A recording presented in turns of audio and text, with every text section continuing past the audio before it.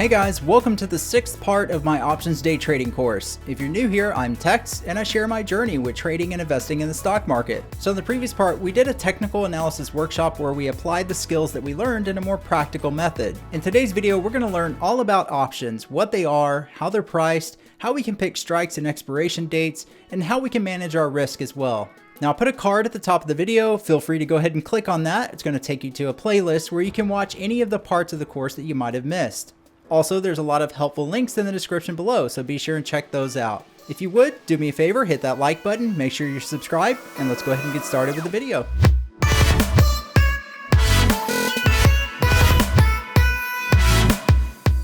Okay guys, so in the most basic terms, options are an instrument tied to some underlying asset, meaning their value is derived from the value of another asset. Now this can be a stock like Apple or Facebook, for example, or it could also be an ETF like SPY, which tracks the S&P 500 index. Now an option unit is called a contract, so you're buying and selling contracts instead of shares of a stock. When you buy option contracts, you pay a premium, which simply refers to the cost of the contracts. Now options are a leveraged instrument, so trading just one contract is equivalent to 100 shares of the stock. In other words, you'd need $10,000 to buy 100 shares of a stock valued at $100. But one option contract might cost a couple of $100, yet it would be like controlling a $10,000 position on the stock. So this leverage makes it easier for us to trade more expensive stocks with less capital. Now typically, options are used by investors as insurance. For example, you probably pay a premium to insure your vehicle from damage. If you have an accident, your insurance company pays for the damage, but you lose the premium that you paid. Now obviously this is far better than paying for the damage yourself. Likewise, investors use option contracts to insure their portfolio from losses. So an investor pays a premium when buying an option contract as a hedge against their portfolio. The options they purchased will increase in value if their stock holdings experience losses, thereby ensuring the portfolio's gains. It basically gives the investor options, which coins the name of the instrument. But of course, you don't have to own stocks to buy options. There's numerous ways to trade them, some of which involve highly complex strategies. Now the scope of this course is to learn how you can day trade them in the simplest way possible. But first, let's break down the components of options and understand exactly how they're priced. When we day trade options, we're seeking to profit from a directional move in the underlying asset. So if you believe Apple stock will rise in price, then you could buy call options. The term call is used to describe an option contract that increases in value when the price of the underlying asset increases. Likewise, if you believe Apple stock will decrease in value, then you could buy put options. So we buy calls if we're bullish on the underlying asset, or we buy puts if we're bearish. Once you've decided to buy calls or puts, you also have to choose a strike price and an expiration date. So the strike refers to the price of the underlying, and the expiration date is the day when those option contracts expire. The easiest way to select a strike and expiration is by using the option chain. This includes a list of strikes for the selected expiration date in the center columns. Call options are listed on the left side of the table and put options on the right side of the table. The data columns I use are last price, change, volume, open interest, and delta. So in this example, Apple stock is currently trading at $132. Let's say you wanted to buy calls, believing the stock price will increase. Any strike above the current price of the underlying is out of the money for calls. So in this example, a 133 call strike would be out of the money because the stock is trading below $133. Now you'll notice the premiums get cheaper as you look further out of the money. Likewise, call strikes below the current price of the underlying are in the money, with premiums getting more expensive the further in the money you look. Strikes above the current price of the underlying are in the money for puts, while strikes below are out of the money. A strike at the same price as the underlying is at the money for calls and puts and is displayed in the middle of the option chain. When you buy a call or put, you know exactly what your max loss is. Your loss can never exceed what you paid for the contracts. So if you buy one call on Apple at $2, your investment is worth $200. Remember that options are a leveraged instrument, so you're effectively controlling 100 shares of the stock. Therefore, the option multiplier of 100 is applied to the cost of the contract. So an option contract that costs $1.50 requires $150 of your capital to buy it. An option contract that costs 90 cents requires $90, and so on. Now, although your max loss can't exceed what you paid for the contracts, ideally you shouldn't be using that as your risk management when trading options. Earlier, we learned that typically options are used by investors to insure their portfolio from losses. For example, if they buy put options and their stock holding takes a nosedive, those puts will increase in value, which they could then sell for a profit. However, they also have another choice. Owning put options on a stock in their portfolio gives them the right, but not the obligation to sell their shares at the strike price of the option anytime before expiration. So if they bought puts at the 100 strike and their stock is now trading at $80, then they can exercise the contracts, which allows them to sell their stock holding at $100 a share instead of its current market price of $80. Now, we don't really need to be concerned about this for day trading options, but it's important to understand what it means to exercise an option contract and the risk that it could pose to you. Let's say you decide to hold an option contract overnight that's in the money and you didn't realize it expired that day. In this instance, the contract would be exercised into 100 shares of the stock, which requires a lot more capital. So if you don't have the cash in your account to own 100 shares of the stock, then you could face a margin call from your broker and have to wire money in to resolve it. As long as you close all positions by the end of the day, or at least ensure that you're not holding a contract that's in the money past expiration, then you won't have this problem. Intrinsic and extrinsic value determine the worth of an option contract. Explained as simply as possible, the underlying asset's price determines the intrinsic value of an option. So only when an option is in the money does it have any intrinsic value. This is because options that are in the money can be exercised into shares of the underlying asset, thereby giving it material value. An easy way to remember this is to think of the I from in the money as equaling intrinsic value. Extrinsic value is worth that has been assigned to an option by factors other than the underlying asset's price, such as time and volatility. Delta, Theta, and Vega are Greeks that are used to express factors influencing the worth or premium of an option contract. Let's review what they are and why they matter.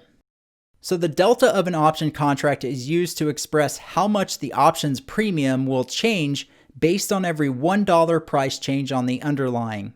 For example, if you bought a call at the 100 strike on a stock that's currently trading at $105, and the call option has a delta of 60 cents, then your call will increase in value by 60 cents if the stock increases to $106. Likewise, if the stock's price declines to $104, then your call option would lose 60 cents in value. However, this change is not linear because an option's premium is also influenced by the extrinsic factors of time and volatility. Theta is the Greek used to describe the time decay of an option. Options are a depreciating asset, which means they lose value every day until they expire. The time decay is exponential as the option moves toward expiration, meaning an option's premium becomes extremely sensitive to this time decay the closer it gets to expiration. The Greek which can lead to incredible returns is Vega. This measures the value of an option relative to changes in implied volatility of the underlying asset. Simply put, high Vega means the underlying asset has high volatility, which can dramatically inflate the premium of an option. The reason is simple. Recall that investors use options as insurance. So if volatility is high, so is the risk for anyone selling that insurance to an investor. The higher risk results in a higher demand and thereby higher premiums for options. In terms of day trading, when a stock we've bought options on has an expansion in volatility, then we stand to gain or lose an incredible amount of money given the rapid changes in the extrinsic value of the option. This is why returns with options can far exceed that of the underlying asset. Furthermore, you'll notice option premiums are quite expensive on the week a stock is scheduled to release their quarterly earnings. This is because of the expected volatility from the earnings catalyst, which has led to an increase in the option's extrinsic value. Now, most stocks have weekly options that expire every Friday. As we learned, options are very sensitive to time decay closer to expiration, especially on the day of. As a general rule, I always trade the current week's expiration Monday through Thursday. However, given the theta risk on the day of expiration, it can be safer to trade the next week's expiration on Fridays. When choosing a strike, I begin by looking at strikes closest to the technical level I'm watching on the underlying asset. For example, if you're planning to enter a trade when the underlying asset reaches $200, then you'll want to consider a strike close to that price. Choosing a strike further out of the money can lead to a larger percentage return if the underlying makes that move. Otherwise, it may result in a larger loss because of the extrinsic factors of the option. It's also good practice to observe the volume at different strikes around your technical level. This will be more important when trading options with lower liquidity, such as Netflix, Amazon, and even Nvidia. Strikes trading high volume, as close to the technical level you're watching on the underlying, will generally be the best choice. As a rule of thumb, I try not to go more than 2 strikes out of the money if it's early in the week. Later in the week, I'll choose a strike right at the money, or maybe even 1 strike in the money. The only exception to this is when trading expensive options on stocks like Amazon or Tesla. Given the right conditions, it can be better to go much further out of the money on these names. However, I recommend new traders avoid these stocks for now. Now, learning to manage your risk is a key factor that can determine your success or failure as a trader. Your first question before entering any trade should be, how much can I lose if this goes wrong? Not how much can I make. Your risk reward is a ratio measured in a value of R, where R is how much reward you'll get for every unit of risk. For example, a trade with 2R means you're planning to make 2 times the amount you're risking. So if you're risking $1 per share, then you're planning to make $2 per share. Obviously, the higher this number, the better the trade. Your win rate is the percentage of trades you win versus lose. As we learned, some styles of trading offer better risk reward, while others offer a better win rate. A scalping style of trading has a higher win rate due to the shorter period of time you have to be right, but your risk might only be 1R in some cases. Generally speaking, a better risk reward leads to a lower win rate. When you have a winner, you let it run in order to capture your planned risk reward ratio. The larger wins thereby make up for a lower winning rate. So in theory, you can still be profitable even if you only win 30% of your trades with a good risk-reward ratio. On the other hand, a win rate with scalping will often be 75% or better. However, your risk-reward will probably be lower. I always plan for at least 2R on my trades, but sometimes the market just doesn't give it to you. So when day trading options, I always plan my risk and reward from the underlying asset, not the option contract. For example, say that I want to buy puts on Facebook because I believe it will decline in price. My exact entry point, stop loss, and profit targets are all planned from levels on Facebook's chart, not the option that I'm trading. This means that you don't need to see a price chart for the option.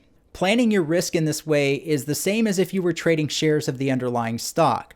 To begin, I always base my risk on a technical level. In other words, use technical analysis to determine at what price level on the underlying you'll take the trade off for a loss. This could be a level of support or resistance, or possibly an indicator like the VWAP. Avoid using an arbitrary amount though, like 50 cents or $1 per share. Likewise, always use a technical level for planning your reward. I find that levels from the pivot point indicator make a great profit target. Of course, you have to be realistic about how much you can expect to get out of the trade. It can be a good idea to consider what the average true range of the stock is. This is the average price change the stock will see on any given day. For example, if the ATR is $3.50 and the stock is already increased by $3 that day, then you know on average it's come close to trading the most it usually does in a single day. Therefore, it's probably unrealistic to expect the stock will increase by another $3 that day. Now, of course, a catalyst driving the stock, such as good news or bad news, can result in moves far in excess of its average true range. Managing your potential dollar loss when day trading options is more difficult given the complex manner in which options are priced. Although you've planned to stop out if the underlying asset hits a specific technical level, it may not be clear how much money you'll actually lose at that point. So how can you calculate the actual monetary risk for an option trade that was planned on the underlying? Well, as we learned, an option's delta is the rate at which the premium changes based on every $1 change on the underlying. So you can therefore use this simple formula to estimate the monetary risk for your trade plan. Now, I've created a simple calculator using a spreadsheet on Google. You can find a link to this free resource in the description box below. Make sure you're logged into your Google account and then choose File, Make a Copy from the top menu to save your own version. In order to use the calculator, all you have to do is input the necessary data into the white boxes. Begin by entering the current delta for the option you're planning to buy. Then enter what the premium is that you're paying for each contract. Finally, enter your planned risk from the underlying. This is the dollar per share your trade plan dictates. Once you've entered this data, the table will update to give you an estimated dollar risk according to the number of contracts you bought. It will also display the estimated premium of the contracts at your planned stop loss. Finally, the exposure is simply telling you how much of your money is at risk. I've also included a profit calculator to help you determine what the reward would be and what the option premium might be at your profit target on the underlying. A custom calculator on the far right gives you the flexibility to enter a specific number of contracts. A word of caution though, this calculator is only using delta to determine the risk, and as we know, options have extrinsic values affecting the premium as well. This means that sudden changes in volatility or extremely time-sensitive options close to expiration may result in a larger loss than expected. The point was to make this calculation as easy as possible since we're only trading these options for a very short period of time. Now let's review some basic risk management rules that you should practice every day. These rules will help ensure your livelihood in the risky environment that is trading. Now, first and foremost, you need to establish a max daily loss. Basically, if you realize this amount on any given day, then it's time to shut it down before you do any more damage. It's better to come back fresh the next day rather than going full tilt and overtrading trying to make back losses. This never ends well and usually leads to far worse losses.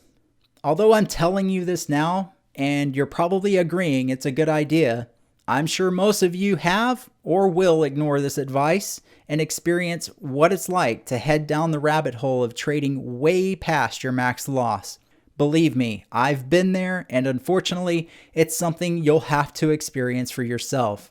I just hope that you'll consider this advice much sooner than you might have otherwise. A good max loss figure is 1%, but not more than 3% of your entire account. So if your account balance is $25,000, then your max daily loss should be $250, but not more than $750. It's a good practice to keep this as low as possible early on when you will be losing frequently as you learn how to trade. Now, theoretically, if you're only risking a maximum of 1% of your account on any given day, then you'd have to be wrong 100 days in a row before you ran out of money. Number 2, never add to a losing trade. Now, this is something we've all heard before. Don't attempt to average down on a trade that's clearly going against you. While I will often scale into positions to get the best cost average possible, I'm only doing so within the scope of my trade plan. As long as I'm within my planned risk level and position sizing, then it's an acceptable practice to average down. It becomes a big no-no when the trade has gone through your planned stop loss, yet you continue to add more and more size in an effort to just get back to even. This can lead to catastrophic losses. Number 3, set a maximum of 2 consecutive losses on the day. This is pretty straightforward. If you take one trade for a loss, followed immediately by another loss, then it's a good idea to just stop trading and analyze what happened. Very often, it's related to your psychological or emotional state. If you didn't get enough sleep, or maybe you're stressed about family or work commitments, then it will seriously impact your ability to trade at the level necessary to succeed. This is a job that requires intense focus, which you will find difficult to do if you're tired or distracted. The other possibility is that your edge just simply isn't working that day. Shut it down, journal your trades and emotions, then come back fresh tomorrow. Review your journal the next morning to ensure you're prepared after learning from your previous mistakes. Number 4, limit yourself to 3 to 4 trades per day. This rule will help you avoid overtrading and possibly giving back profits. While I don't recommend setting a profit goal for each day given the emotions tied to money, I think it's a good practice to limit the number of trades you take, which can help you focus on trading only the best setups. And finally, number 5, never gamble on a news catalyst such as economic data, Fed rate decisions, or earnings. While it may be tempting to open a position ahead of a company's earnings in hopes the stock has a big move in your favor, this is 100% gambling. A big difference between a trader and a gambler is a definitive edge that gives you a much higher probability of profit. Do you want to be the gambler or do you want to be the casino? If you don't have an edge, you might as well head to the casino, who will be all too happy to take your money. Furthermore, if you try to swing options into earnings, then you will likely lose money even if the stock moves in the direction you predicted. This is because of what's called IV crush, or implied volatility. Recall that options are very expensive the week of earnings because of the expected volatility, but once the earnings are released, those options lose a lot of that extrinsic value. Alright guys, so that wraps up the 6th part of the course where we learned all about options, how they're priced, and how we can manage our risk. In the next part, we're going to be doing a price action workshop where we can see live video of price action, including level 2, time and sales, and all of these things that we can use to observe price action. As always, I really appreciate the support, guys. Please make sure you did hit that like button, you're subscribed to the channel, and until next time, I'll see you then.